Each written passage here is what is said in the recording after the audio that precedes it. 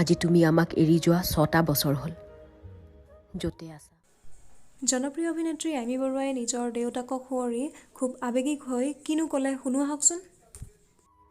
মোৰ সুখ কিনিবলৈ তুমি নিজকে খৰচ কৰি দিছিলা। পৃথিৱীৰ একো বস্তুলৈকে ভয় লগা নাছিল, কাৰণ মোক বিশ্বাস কৰি আগুৱাই দিয়া মানুহজন আছিলা তুমি। মাৰ প্ৰতিটো নালাগে, নহ'ব, নকৰিবি বুলি কোৱা কথাবোৰক মনে মনে হ'ব বুলি কোৱা মানুহজন আছিলা তুমি। নিজৰ প্ৰয়োজনবোৰক আওকাণ কৰি মোৰ প্ৰতিটো হেঁপাহ পূৰোৱা মোৰ মৰমৰ বাবা। তোমাৰ জীৱনৰ মূলধন তোমাৰ অহংকাৰ বুলি কৈছিলা মোক। আজি তুমি আমাক এৰি যোৱা 6টা বছৰ হ'ল য'তে আছা ভালে থাকা।